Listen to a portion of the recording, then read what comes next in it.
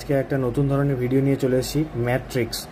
তো দেখো, আমি মনে করি যে 1 থেকে 30 পর্যন্ত স্কোয়ার সবারকে মনে রাখা উচিত। এইবার আমি দেখব 30 থেকে মানে 50-এর কাছাকাছি, মানে 30 থেকে 70 পর্যন্ত কি করে কত তাড়াতাড়ি ট্রিক্স মনে রাখা যায়। দেখো, স্কোয়ার, এবার 50-এর স্কোয়ার কত? 2500, আমরা সবাই জানি। এইবার এই 25টা আমরা আলাদা করে লিখে রাখলাম।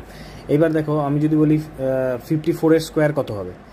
এবার আমি প্রথম ফার্স্ট স্টেপ দেখো, ফার্স্ট স্টেপ হচ্ছে 50-এর থেকে কত বড়, +4, তাহলে 25-এর সঙ্গে +4 জুড়ে যাবে 29 হয়ে গেল। আর এই 4-এর স্কোয়ার কত? 16, তাহলে 2916। বোঝাতে পারলাম? এইবার আবার দেখো, যদি এইবার আমি বলি যে 58-এর স্কোয়ার কত হবে। দেখো, 58-এর স্কোয়ার 50-এর থেকে কত বড়? 8 বড়, তাহলে 25-এর সঙ্গে 8 যোগ করলে কত হয়? 33। 8-এর স্কোয়ার কত হয়? 64, তাহলে 3364 হয়ে গেল। এইবার আমি বলবো যে আরও বড় করো, মানে এইখানে মনে রাখতে হবে এইখানে অলওয়েজ দুটো ডিজিট থাকবে।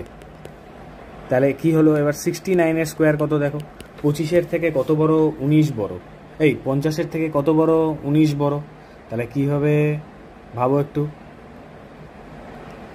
25-এর সঙ্গে 19 যোগ করতে হবে, তাহলে কত হলো? 44। এবার 19-এর স্কোয়ার কত? 361।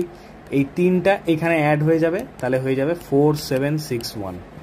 আশা করি বোঝাতে পারলাম। আবার দেখো, এবার আমি বললাম 47-এর স্কোয়ার কত?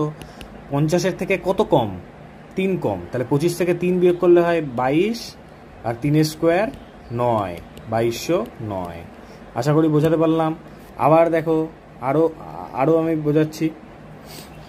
এইবার দেখো, 38-এর স্কোয়ার কত হবে। দেখো, 50-এর থেকে কত বড়, কত ছোট? 12, তাহলে 25 থেকে 12 বিয়োগ করলে কত হয়? 13। তাহলে কত করলাম আমি? 12 যেহেতু ছোট, 50-এর থেকে 12 যেহেতু ছোট, তাই জন্য 12-র স্কোয়ার 144। এই একটা এখানে অ্যাড হয়ে যাবে 1444। থ্যাংক ইউ গাইজ, আশা করি আমি বোঝাতে পারলাম। আর না বুঝতে পারলে আবার বলবে, আমি বারবার বোঝানোর চেষ্টা করব, আবার ভিডিও দেবো।